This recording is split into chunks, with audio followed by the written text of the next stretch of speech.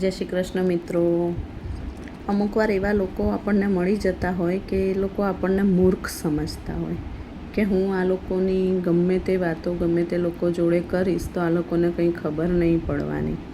અને આપણો ઉપયોગ કરતા જ જાય, કંઈક જરૂરત પડે એટલે આપણી જોડે આવે અને આપણી ખોદણી એવા લોકો જોડે કરે પણ એ લોકોને એવી ખબર નથી હોતી કે આપણે જેના જોડે ખોદણી કરીએ છીએ એ એમના પણ હોઈ શકે છે।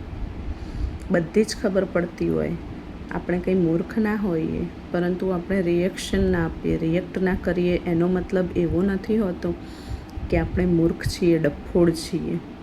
બધી જ ખબર પડે પણ અમુક સમયે આપણે આપણો સ્વભાવ એ રીતનો બનાવી દીધો હોય કે જતું કરવામાં મજા છે, પરંતુ મારું માનવું તો એવું છે ને કે અમુક સમય સુધી જતું કરવાનું અને પછી તો એવું મોઢે ચોપડાવાનું હોય ને કે એ માણસ શરમના કારણે આંખો ઊંચી જ ના કરી શકે।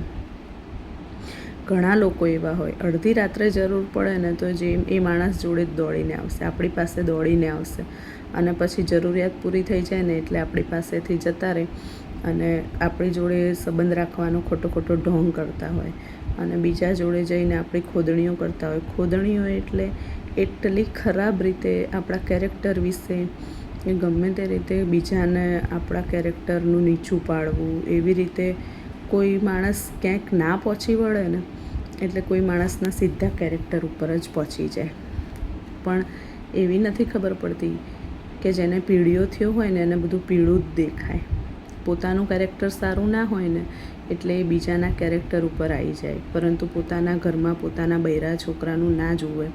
કે કોણ કેવું છે અને આ બીજાના સંબંધો બગાડવા માટે દોડ જાય અને વાતો કરવા માંડે કે આ નથી સારું, આ નથી સારું।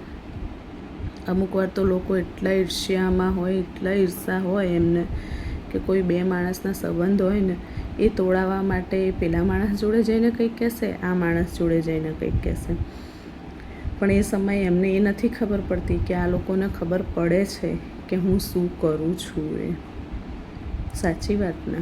અમુક તો એટલા ડફોળ લોકો હોય છે, એટલા ડફોળ લોકો હોય છે કે આપણે કંઈ ના બોલીએ ને તો એમને એવું લાગે કે આમને ક્યાં કશી ખબર પડે છે, પણ જ્યારે માણસ નથી બોલતું ને ત્યારે એ ભગવાન ઉપર એણે છોડી દીધું હોય છે અને ભગવાનની લાકડી પડે ને ત્યારે કોઈની એની દવા નથી કરી શકતું। એટલે જો એવા માણસ તમે હોય તો સુધરી જજો, ભગવાનની લાકડી પડશે ને તો રોતાય નહીં આવડે। જય શ્રી કૃષ્ણ।